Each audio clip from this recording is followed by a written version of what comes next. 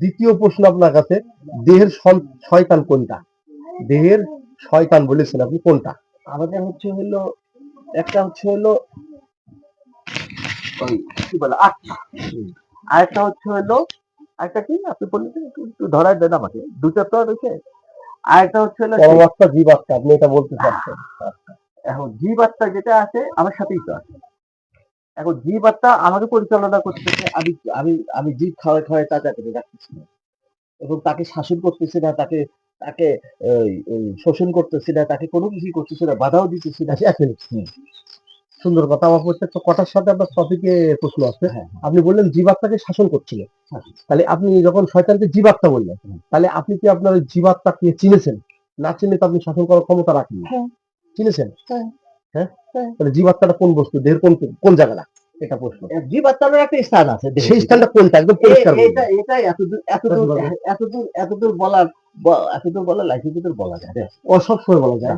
যেমন আমি একটা কথা বলি, বাবু, জীবাত্মা জীবনের ভিতরে, আমার জীবনের ভিতরেই আছে জীবাত্মা। এক মিনিট দাদু ভাই, এক মিনিট আমি একটা কথা বলি। যত জায়গায় গিয়েছি, আমার বয়স কিন্তু ওই ছোট মানুষ, তারপর বয়স কিন্তু 45 বছর চলছে।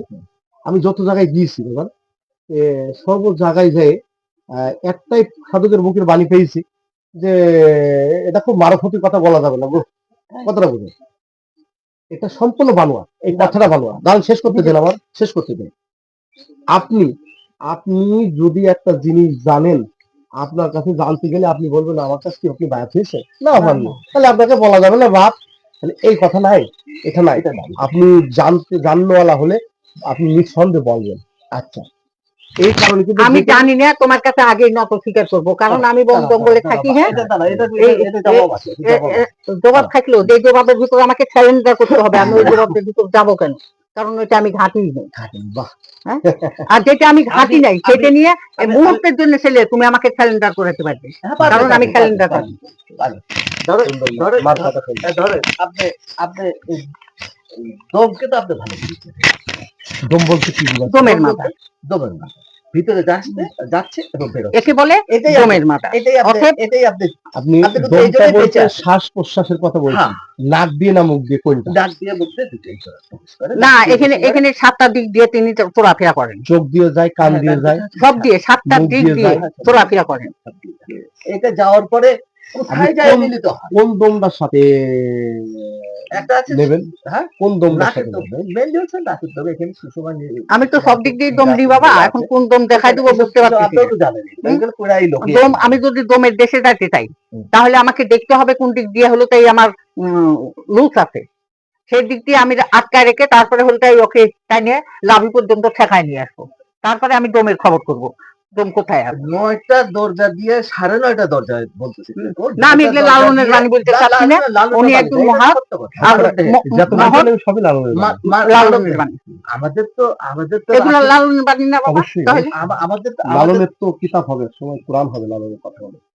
লালন এই বাংলাদেশের জন্য কোরআনের ভিতরেও এটা উল্লেখ আছে, প্রত্যেক ধর্মের জন্য। আমি আপনাকে প্রশ্ন করছি, প্রত্যেক জাতির জন্য আমি রাসূল প্রেরণ করেছি। আপনি ওই গল্পই জানেন না, না ওটা বাস্তব নাই, ওটা না বাস্তব, আপনার জানা নেই, আপনার জানা নেই। আমি শুনি, আপনার জানা নেই বাস্তব গল্পটা, ওটা হচ্ছে ইচ্ছা কাহিনী আরব দেশে।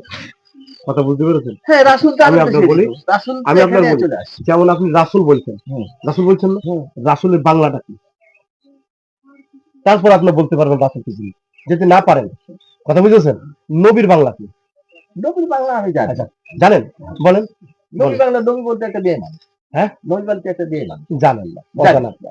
এক মিনিট আমি ওইটা জানাতে গেলে আমার কোনোদিন মানে নেবে না।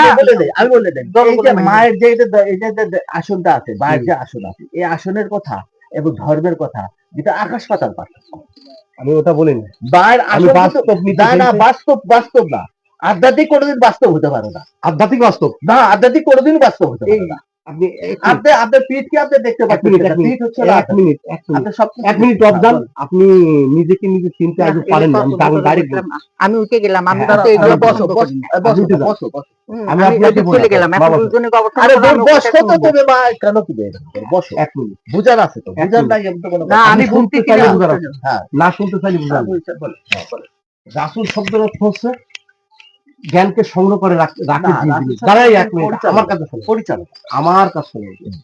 রাসূল শব্দের অর্থ হচ্ছে যে জ্ঞানকে সংগ্রহ রাখে, কথা বুঝেছো? আচ্ছা, নবী শব্দের অর্থ হচ্ছে বার্তা বাহক, যে জ্ঞানটাকে পৌঁছিয়ে দেয়, কথা বুঝেছো? আর মোহাম্মদ শব্দের হচ্ছে প্রশংসাকারী, আহমদ শব্দের অর্থ হচ্ছে প্রশংসিত। এসব তো আছে। আপনি যেগুলো বললেন না, নবী শব্দের অর্থ হচ্ছে, আপনি বলছেন না যে হচ্ছে মেয়ে মানুষ, না, ওটা ওটা বলেনি না, ওটা বলবেনই না কোনোদিন। না, এক ঠিক মিনিট আছে। শেষ করতে দেন।